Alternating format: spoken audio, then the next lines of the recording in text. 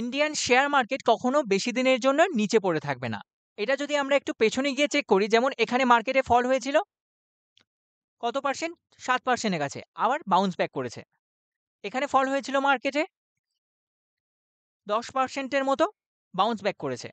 এখানেও ফল হয়েছিল, bounce back করেছে। এখানে ফল হয়েছিল, বাউন্স ব্যাক। এখানে market crash, bounce back. Same জিনিসটা আমরা ফিউচারেও দেখতে পাবো। এর পেছনে মেন দুটো কারণ রয়েছে। ফার্স্ট কারণ, যদি আমরা গুগলে গিয়ে সার্চ করি যে পার ক্যাপিটা ইনকাম অফ ইন্ডিয়া, এটা সার্চ করে আমরা যদি একটু নিচে চলে যাই, এই যে ইন্টারন্যাশনাল মনিটারি ফান্ড, এই লিঙ্কে চলে গেলে আমরা এখানে যত কান্ট্রি আছে সবার পার ক্যাপিটা ইনকাম দেখতে পাবো, এবং এগুলো সব ডলারে রয়েছে। এটা 2025-এর ডেটা অনুযায়ী। আমরা যদি এখানে ইন্ডিয়ার পার ক্যাপিটা ইনকাম চেক করি, এখন যে পার ক্যাপিটা ইনকাম $2,940, এবং চায়নার পার ক্যাপিটা ইনকাম 13,800, এবং আমরা যদি এখানে ইউএসএ দেখি 89,000, এবং আমাদের আশেপাশে যেমন অস্ট্রেলিয়ার 67,000, আমরা জাপানের যদি চেক করি 35,000, আর সেই জায়গায় ইন্ডিয়ার পার ক্যাপিটা ইনকাম $2,940 মাত্র। এখনও ইন্ডিয়ার কাছে কত গ্রোথের পসিবিলিটি রয়েছে। এবার এখানে স্বাভাবিকভাবে অনেকের প্রশ্ন হতে পারে যে পার ক্যাপিটা ইনকাম কি। তার জন্য গুগলের কাছে যদি আমরা গিয়ে জিজ্ঞেস করি পার ক্যাপিটা ইনকাম মিনিং, গুগলকে সঠিকভাবে ব্যবহার করলে এখান থেকে আমরা অনেক কিছু জানতে পারবো। পার ক্যাপিটা ইনকামের মানে কি? The average income of a person in a specific region or country. মানে একটা কান্ট্রির অ্যাভারেজ একজন ব্যক্তির কত ইনকাম হচ্ছে, সেটা কত? সেটা হচ্ছে আমাদের ইন্ডিয়ার ক্ষেত্রে $2,940। এবারে আমরা আরেকটা জিনিস চেক করি যে ইন্ডিয়া পপুলেশন বাই এজ, এটা হিসেবে আমরা চেক করি। এখানে আমাদের যে ডেটা পাচ্ছি যে ইন্ডিয়ার যত পপুলেশন, তার মধ্যে 0 থেকে 14 বছরের বয়সী কত? 25%। 15 থেকে 64 বছরের বয়স যাদের, তাদের মধ্যে 68% লোক আছে, এবং 65 এর অ্যাবাভ মাত্র 6.92% রয়েছে। এবারে স্বাভাবিক একটা সাধারণ কোশ্চেন, একটা দেশে কারা ইনকাম করে? বাচ্চারা ইনকাম করে, নাকি 65 বছরের অ্যাবাভ যারা, তারা ইনকাম করে? ইনকাম করে সাধারণত যাদের বয়স 20 থেকে 60 এর ভেতরে, তারা মেনলি ইনকাম করে। আর আমাদের ইন্ডিয়ার ক্ষেত্রে সেটা কত? 68% যারা ইনকাম করবে অ্যাক্টিভলি। এখানে স্বাভাবিক একটা প্রশ্ন আসতে পারে যে এরা যদি ইনকাম করে, 68% লোক যদি ইনকাম করে, তাতে ইন্ডিয়ান স্টক মার্কেটের সাথে কি কানেকশন? এখানে ডাইরেক্ট কানেকশন রয়েছে। ইনকাম করে 68% লোক ওই টাকা নিয়ে কি করবে? খরচা করবে, কোথাও ঘুরতে যাবে, জিনিসপত্র কিনবে, অথবা সেভিংস করবে। ট্যাঙ্কের ভেতরে তো কেউ গুছিয়ে রাখবে না, সবাই কিছু না কিছু জায়গায় খরচা করবে বা সেভিংস করবে। এবার যদি খরচা করে, কোথায় খরচা করবে? কোনো প্রোডাক্ট কিনবে, খাওয়া দাওয়া করবে, কোথাও ঘুরতে যাবে। যদি এই বেসিক জিনিসগুলোই করে, তাহলে আলটিমেটলি কি হবে? ইন্ডিয়াতে যত নামি দামি কোম্পানি আছে, তাদের প্রোডাক্ট বিক্রি হবে, তাদের সার্ভিস বিক্রি হবে। যেমন আমরা যদি এফএমসিজি কোম্পানিগুলোকে দেখি, এফএমসিজি প্রোডাক্ট, আমরা ছবিতে যাই, যদি কিছু দেখতে পাই, এফএমসিজি হিসেবে যদি আমরা সার্চ করি, এরকম কিছু কোম্পানি আমরা দেখতে পাবো। যেমন নুন, নুন ছাড়া আমাদের ঘর চলবে না, সার্ফ ছাড়া চলবে না, সাবান ছাড়া চলবে না, শ্যাম্পু ছাড়া চলবে না। এখানে যত ধরনের প্রোডাক্ট আমরা দেখতে পাচ্ছি, তার মধ্যে 90% প্রোডাক্ট ইন্ডিয়াতে 90% ঘরে ব্যবহার করে। তো আলটিমেটলি আমাদের কাছে টাকা আসলে আমরা এইসব কোম্পানির প্রোডাক্ট গিয়ে কিনবো, এবং এই সব কোম্পানির প্রোডাক্ট কিনলে কোম্পানির সেলস হবে, সেলস হলে প্রফিট হবে, এবং কোম্পানির গ্রোথ হবে। আর কোম্পানির যদি গ্রোথ হয়, ইন্ডিয়ান স্টক মার্কেটে ওই কোম্পানি লিস্টেড রয়েছে, তারও শেয়ার প্রাইসের ইনক্রিমেন্ট আমরা দেখতে পাবো। 2 নম্বর কারণ, যার কারণে ইন্ডিয়ান স্টক মার্কেট বেশি দিন নিচে পড়ে থাকবে না, সেটা এবারে আমরা গিয়ে দেখি। তার জন্য আমাদের স্ক্রিনারে যেতে হবে, screener.in। এটা একটা ফ্রি ওয়েবসাইট, এখানে যেতে হবে। এখানে এসে আমরা যে কোনো একটা কোম্পানি সার্চ করে নিচ্ছি, যেমন একটা এফএমসিজি কোম্পানি সার্চ করে নিচ্ছি, হিন্দুস্তান ইউনিলিভার। এর প্রোডাক্ট আমরা কম বেশি সবাই ইউজ করি, এবং ফিউচারেও ইউজ করব। এখানে এসে আমরা এই ইনভেস্টার্সের আন্ডারে যাব। এটা আমরা মোবাইল থেকেও চেক করতে পারি সেমভাবে। তো এখানে এসে আমরা ইনভেস্টার্সে যাব। ইনভেস্টার্সে এসে আমরা এখানে যদি দেখি, এখানে প্রোমোটার কত পার্সেন্ট আছে? 61.90%, এফআইআই 11.43%, ডিআইআইস 14.67%, তারপরে পাবলিক রয়েছে। আমরা যদি একটা জিনিস দেখি, প্রোমোটার কি কিছু করে? প্রোমোটার কিছু করে না। প্রোমোটারের হোল্ডিং 2024 মার্চে যা ছিল এখনো সেম রয়েছে। বাট এফআইআই কে যদি আমরা চেক করি, দেখব কখনো বাড়ছে কখনো কমছে দেখতে পাবো। সেমভাবে ডিআইআইএস এর ক্ষেত্রেও কখনো বাড়ছে কখনো কমছে। এই যে মার্কেট ওপরের দিকে চলে যায় বা মার্কেট নিচের দিকে চলে আসে, এর পেছনে কারা রয়েছে? এর পেছনে মেইন যারা, তারা হলো এফআইআইস, ডিআইআইস। আর পাবলিকের এত পাওয়ার নেই যে কোনো কোম্পানির শেয়ার প্রাইসকে 2%, 5% ওপরের দিকে নিয়ে যেতে পারে বা নিচের দিকে নামাতে পারে।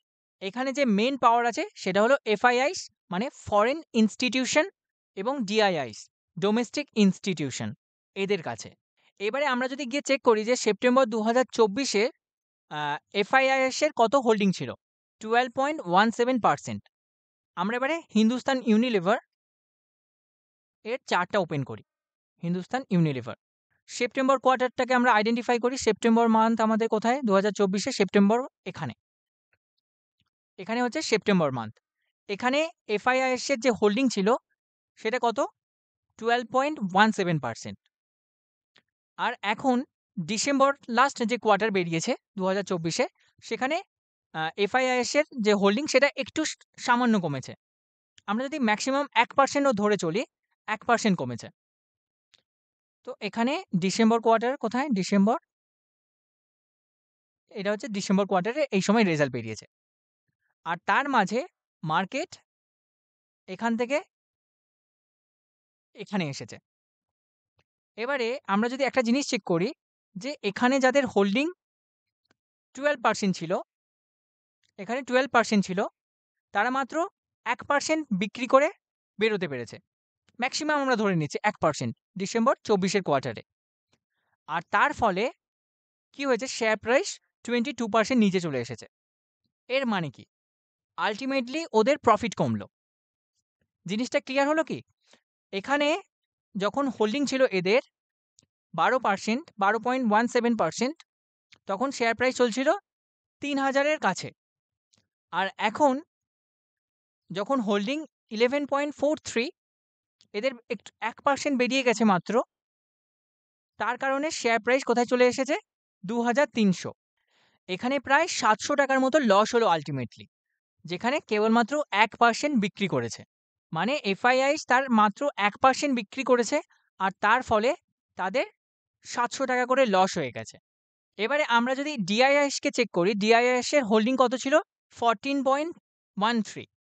কোথায় ছিল? এখানে। আর এখন হোল্ডিং কত? 14.67। এখানে হোল্ডিং 14.67, মানে এখানে কিনেছিল, শেয়ার প্রাইস এখন এখানে চলে এসেছে, প্রায় 700 টাকা লসে রয়েছে। এবারে অনেকের এখানে মনে হতে পারে যে যদি ডিআইআইএস এই নিচে কিনে থাকে তাহলে তো প্রফিটে রয়েছে। তো সেটাও যদি আমরা চেক করি যে এখানেও যদি হোল্ডিং হতো, এখান থেকে ডিআইআইএস এতটা গেছে, 58% গেইন করেছিল, এবং তারপরেও হোল্ডিং বাড়িয়েছে, এবং সেই হোল্ডিং বাড়ানোর পর এখন তাদের প্রফিট হয়েছে 23%-এর কাছে। তো তারা কি বিক্রি করে বেরিয়ে যাবে? তারা কি আরও এই প্রফিটের জন্য ওয়েট করবে না?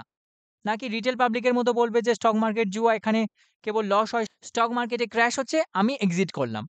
ডিআইআইস এবং এফআইআইস এটা করে না।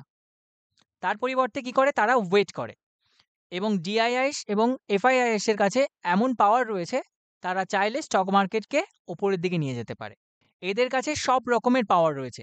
টাকার পাওয়ার রয়েছে, পলিটিক্যাল কানেকশন রয়েছে, নিউজের কানেকশন রয়েছে, যত রকমের কানেকশন পসিবল স্টক মার্কেটকে ওপরের দিকে নিচের দিকে নিয়ে যাওয়ার জন্যে, সব কিছু কানেকশন এদের কাছে রয়েছে।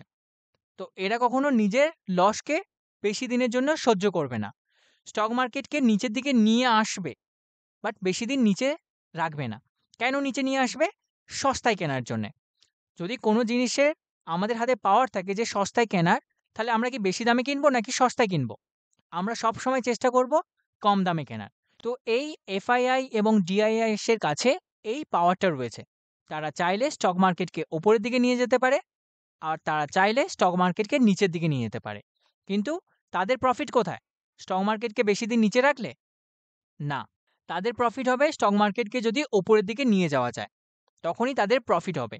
কিন্তু নিচের দিকে নিয়ে আসে সস্তায় কেনার জন্যে। এফআইআই এবং ডিআইআই ছাড়া আরেকজনের কাছে বেশি হোল্ডিং থাকে, সেটা হচ্ছে প্রমোটারের কাছে। প্রমোটার কি চাইবে? প্রমোটার চাইবে কি তার শেয়ার প্রাইস নিচে পড়ে থাকুক? প্রমোটারও চাইবে তার কোম্পানির শেয়ার প্রাইস যেন উপরের দিকে যায়, যাতে তার ভ্যালুয়েশন বাড়ে, তার ইনকাম বাড়ে। তো যাদের কাছে মার্কেটের ফুল কন্ট্রোল রয়েছে, যারা মার্কেটকে ওপরের দিকে নিয়ে যেতে পারে, নিচের দিকে নামাতে পারে, তাদের বেনিফিট হচ্ছে স্টক প্রাইস যদি ওপরের দিকে যায়, স্টক মার্কেট যদি ওপরের দিকে যায়। তাহলে স্টক মার্কেট কোন দিকে যাবে? ওপরের দিকে যাবে, কারণ তাতে এদের বেনিফিট। আশা করি আজকের এই ভিডিওটি থেকে আপনি নতুন কিছু শিখতে পেরেছেন, জানতে পেরেছেন। আপনার যদি কোনো প্রশ্ন থাকে বা আগামী দিনে কোন টপিকের ওপর আপনি ভিডিও দেখতে চান, তা আমাদের অবশ্যই কমেন্টে জানাবেন। ভিডিওটি ভালো লাগলে অবশ্যই লাইক দেবেন। আগামী দিনে ভিডিও দেখার জন্য চ্যানেলটি সাবস্ক্রাইব করবেন এবং আপনার বন্ধু, ফ্যামিলি মেম্বার যারা শেয়ার মার্কেটে নতুন আসছে, তাদের সাথে এই ভিডিওটি অবশ্যই শেয়ার করবেন। শেয়ার করার মাধ্যমে আমরা একসাথে গ্রো করতে পারবো। আবার দেখা হবে নেক্সট ভিডিওতে। ধন্যবাদ।